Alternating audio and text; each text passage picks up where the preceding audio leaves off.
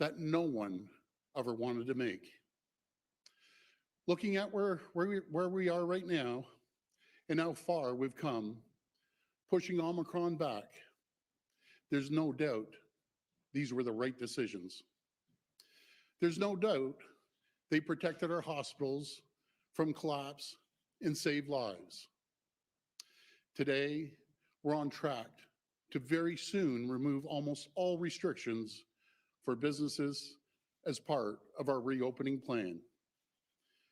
And we heard from Dr. Moore last week and again yesterday that he is now working on a plan that will allow us to remove the vaccine passport system. My friends, this is great news and a sign of just how far we've come together in this fight. But this progress doesn't change what we've been through, because the truth is, this virus forced us to make unthinkable sacrifices. And I know that this has been extremely difficult. Watching businesses close, livelihoods lost, freedoms restricted. None of this has been easy. People are frustrated, they're scared, they're angry. And I know these frustrations have reached a boiling point for many Canadians. The result is what we're now seeing in various cities across our province and our country.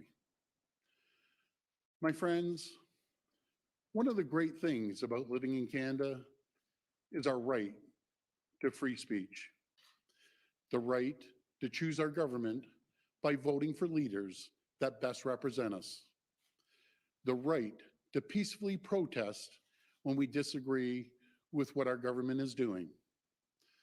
But like all rights, these are not without reasonable limits.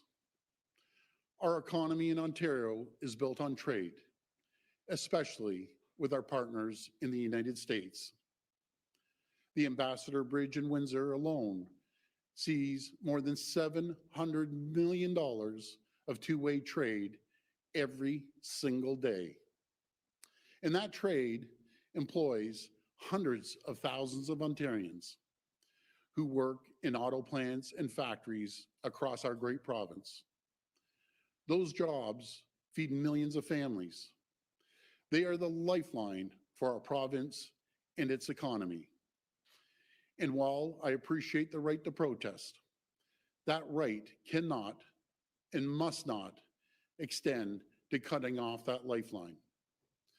We're now 2 weeks into the siege of the city of Ottawa. I call it a siege because that's what it is. It's an illegal occupation. This is no longer a protest. With a protest, you peacefully make your point and you go back home. And I know that the vast majority of the people did that. They came, they peacefully demonstrated, they made their point, and they left. And I want to say to those people, you've been heard loud and clear. Canada has heard you. My message to those still in Ottawa, to those at our border crossings, please go home. To those of you who have brought your children, please take them home. I urge you, it's time to leave. And it's time to do so peacefully. But to the very small groups who have chosen to take a different path, to those who have chosen to take a city of 1 million people hostage for the past 2 weeks, to those who've attempted to disrupt our way of life by targeting our lifeline for food, fuel, and goods across our borders, to those trying to force a political agenda through disruption, intimidation, and chaos. My message to you is this: your right to make a political statement does not outweigh the right of hundreds of thousands of workers to earn their living. It does not outweigh our right to get food across our borders.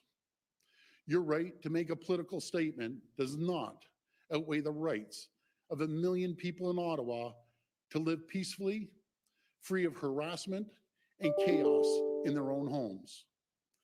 So let me be as clear as I can. There will be consequences for these actions, and they will be severe. We've already started by going after the money funding the illegal occupation. Yesterday, an Ontario court granted our request to freeze the funds from Give, Send, Go for the convoy.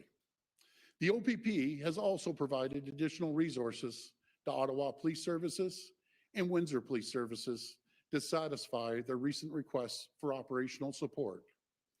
And more needs to be done. We're strengthening the tools and the powers of our police forces to resolve this situation and restore order. Let me be clear, the government does not direct our police forces, but we do set the laws. Today, I'm using my authority as Premier of Ontario to declare a state of emergency in our province. And I will convene Cabinet to use legal authorities to urgently enact orders that will make crystal clear it is illegal and punishable to block and impede the movement of goods, people, and services along critical infrastructure. This will include protecting international border crossings, 400 series highways, airports, ports, bridges, and railways. It will also include protecting the safe and essential movement of ambulatory and medical services, public transit, municipal and provincial roadways, as well as pedestrian walkways. Fines for noncompliance will be severe, with a maximum penalty of $100,000 and up to a year imprisonment. We will also provide additional authority to consider taking away the personal and commercial licenses of anyone who doesn't comply with these orders. This will not impede the rights of Ontarians to peacefully protest. It will provide additional tools to help stop the illegal occupation of Ottawa and the Ambassador Bridge in Windsor. While these emergency orders will be temporary, we have every intention to bring new legislation forward that will make these measures permanent in law. We're taking these steps necessary to support our police as they do what it takes to restore law and order. And please, my friends, make no mistake, this is a pivotal moment